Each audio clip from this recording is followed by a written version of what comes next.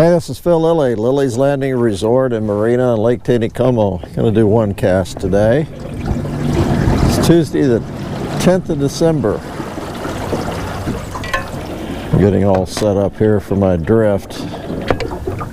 They're running 2 units of water. I've boated up here just below Andy's house or lookout in the trophy area. And I'm going to use my fly rod. We'll be drifting that's a number 12 gray scud 6X tippet with a little split shot at about 7 feet deep under an indicator.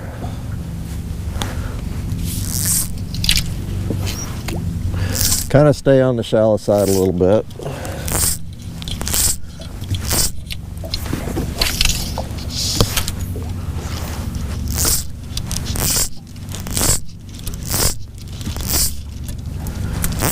Might be a little bit too far from the bank, but that's okay. I got all my rods here right in the way. It's always a good idea to kind of clear the deck where you're fly fishing, because everything wants to grab your fly line.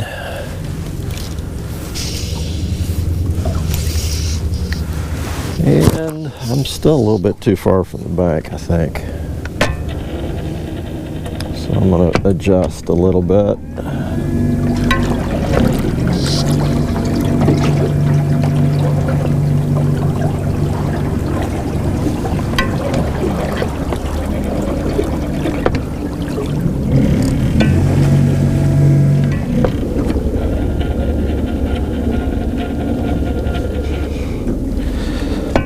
These trolling motors are real fun sometimes. Okay, let's see, that's about right.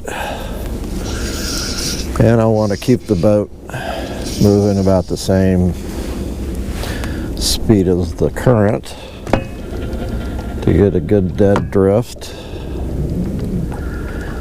That little split shot should keep the scud real close to the bottom. 2 units of water, it's a really nice drift. There's not a lot of turbulence going on, and you can get a nice drift. The Johnson crew from Kingfisher, Oklahoma have been up here drifting scuds just on their spin cast rods and doing pretty good. They're picking up 3 or 4 fish on every drift each. They're trying it down below Fall Creek right now. They said they wanted to keep some fish, so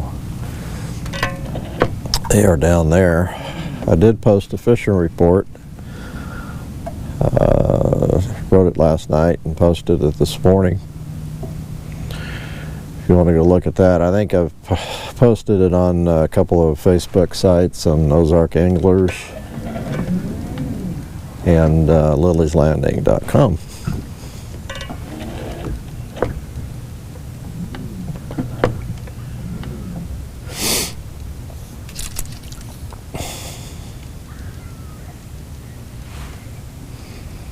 Did get out and fish with John yesterday evening, and threw jigs mainly. Did pretty good. That black and yellow's been working really good.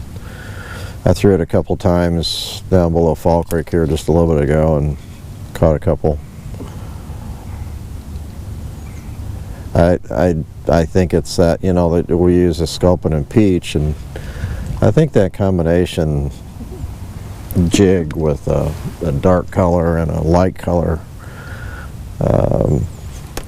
is what really attracts those fish. They see something darker, something moving through the water. It's got a little contrast, and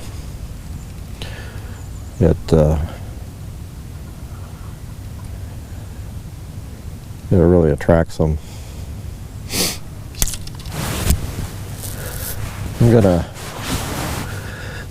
when you're drifting up here, you can, depending on how much they're running and how deep the water is, you can set this float about 8-9 feet deep, and it's not, you're not going to go wrong setting it too deep.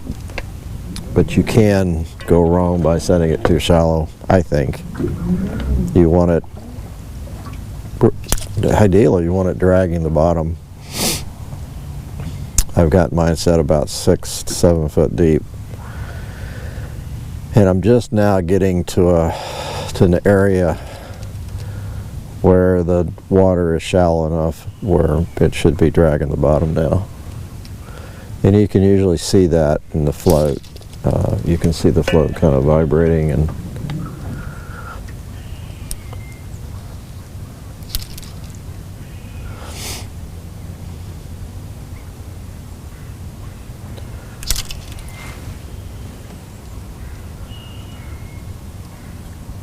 yeah, I'm going through pretty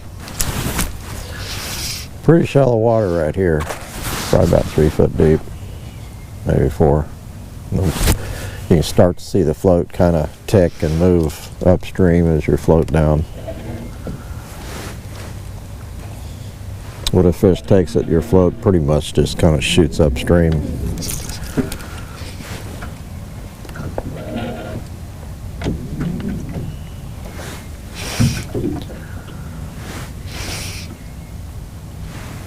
I think this is, if you, look the way it went under. I don't know if it was a bite or not, probably not, but if you really just like to fly fish, this is a really good way to do it. But as far as just catching fish, I believe you're going to catch more fish using just dragging a scud with a spin rod. Mainly because when you drift this whole section, you're drifting through different depths of water, even if you keep it on the same line, because there's holes and high spots. And like right now, I'm in a real high spot in a gravel bar, and you know that it's ideal for what I'm using. But when I go through an area where it's 8 or 9 foot deep, that scud is not getting the bottom and it's not being effective. Where if you're drifting something on a spin cast, that was a fish, I just missed him. On a spin cast, that weight, there's no float to hold it off the bottom, so that weight's going to keep it on the bottom a little bit better than using a float.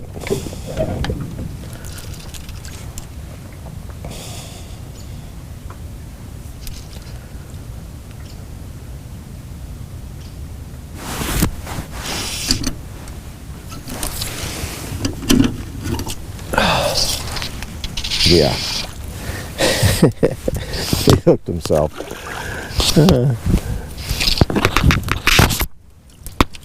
Man, he's a dink. Little small one. But he's hungry. It's really pretty. I reached down because my line was around the fire extinguisher and he's just running with it.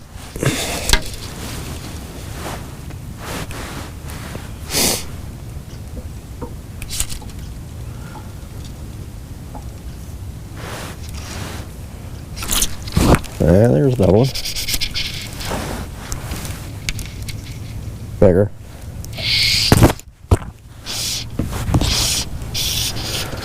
I'll get him on the reel.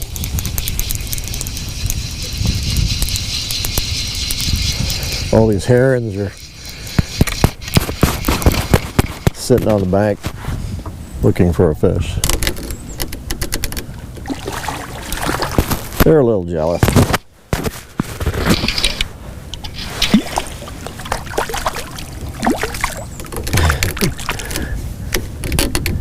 He's actually chopping his beak a little bit, like he's really jealous of my fish. It's a little better. Aaron didn't even move.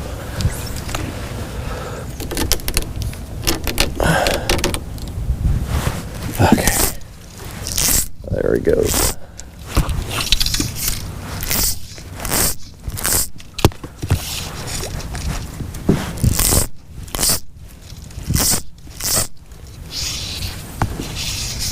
No. Yeah. I was tangled.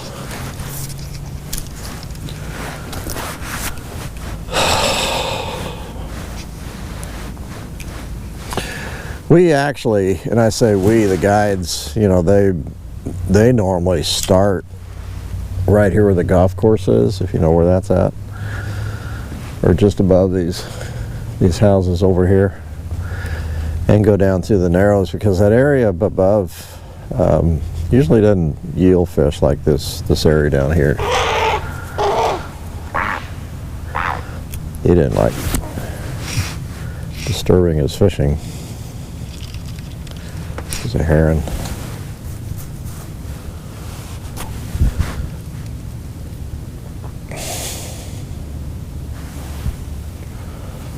So if you're doing this, you might cut out that upper part that I just drifted. Just start down here, and it's a shorter drift, but I think it's a lot more productive. You see that ladder across the lake.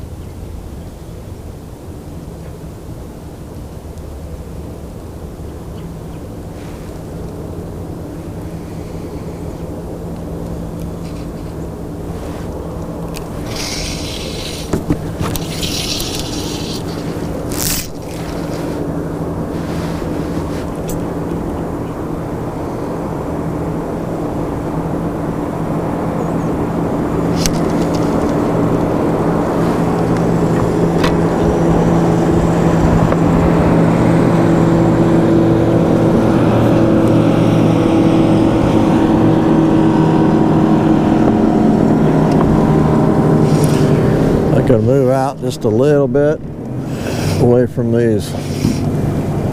Got some snags coming up along the bank that I drift into if I'm gonna get out. There's another heron.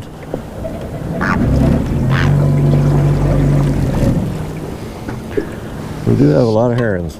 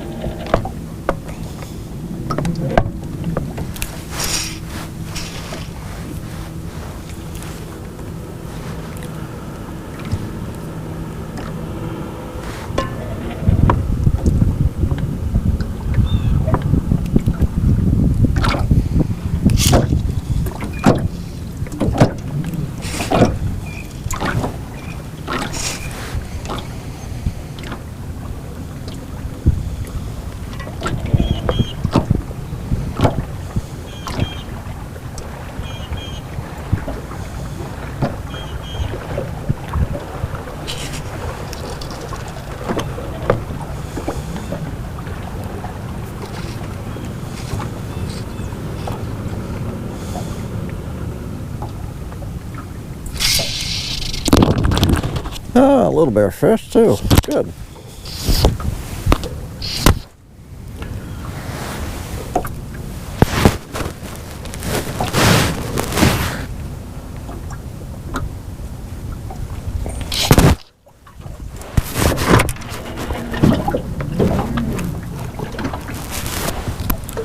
Gonna need the net on this one.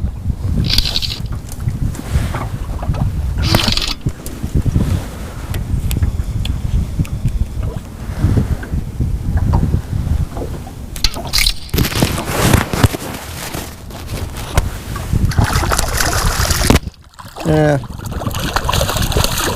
I think I can probably pick him up.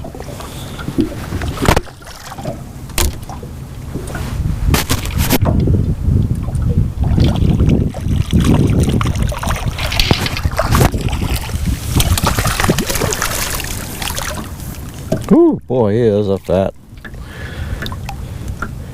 Yeah, I'm going to get him with the net because he kind of took that bug deep. I might have to break the line on this one.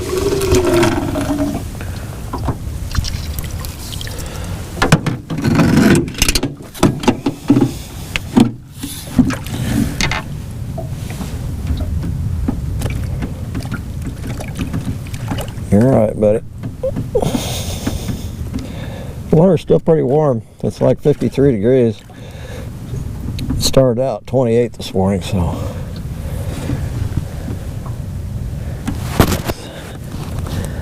Stuck in his tongue. But back in his gills. So I'm just gonna let him have that bug. He'll work that out instead of pulling it out and causing him to bleed. It's a real sensitive area back there in the tongue and the gills at the bottom. It's a lot better just let him have it.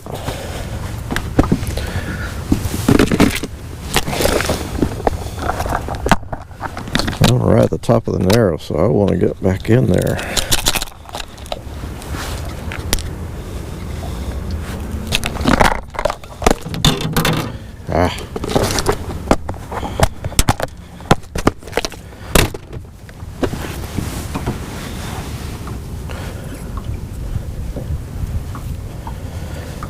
I talked a little bit about maybe going to a smaller scud, and I really believe that a 14 would work pretty good.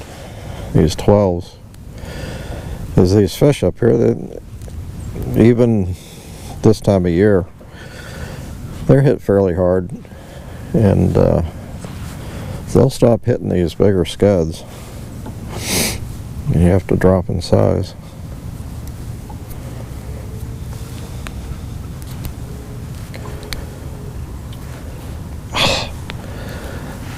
Ooh. My hands are a little bit cold.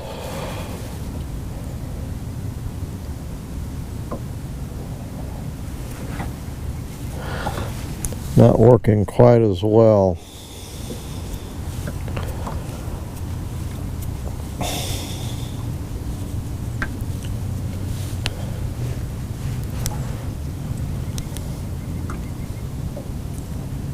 Ah, come on. It's always when you're in a hurry it goes wrong. There we go.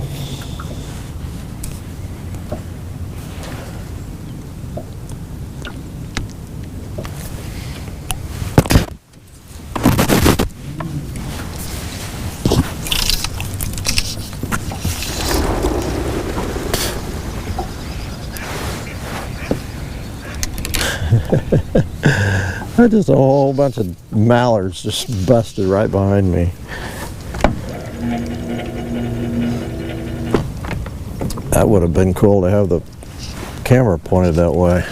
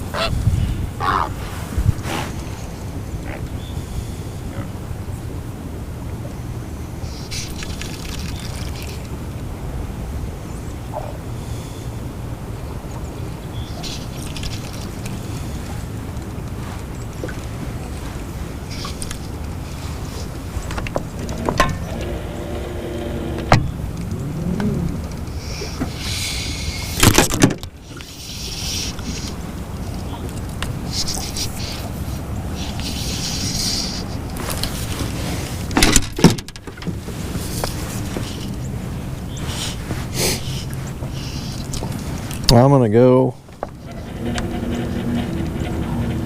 just to the bottom of the narrows and then call it quits. When it starts getting deeper right in here is usually a good spot to catch fish, so.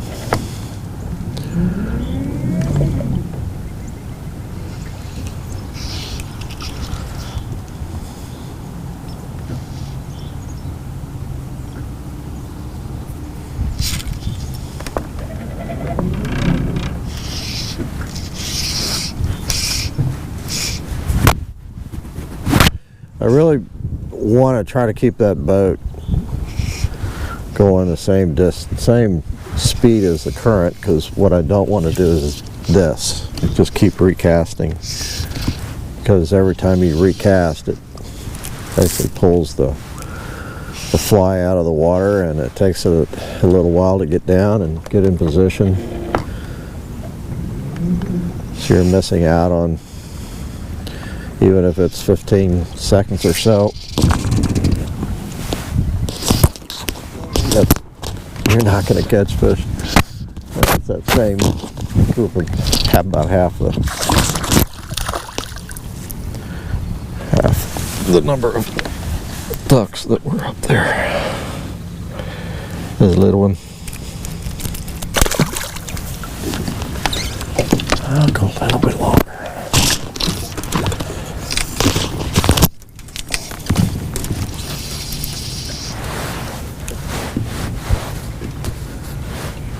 Just a little bit longer. This is still about 5 feet deep. Drops off into 8 or 9 foot deep. Then and if you continue on down, you'd almost have to get over on that side of the lake. That's where the shallow water is. This is just too deep. Unless you want to set your float at 12, 14 feet deep and drift through here, you can. It just gets too deep from what I'm doing. And I'm in the deep water now. I got the old jig. Hope you learned something. Thanks for watching. We'll see you tomorrow.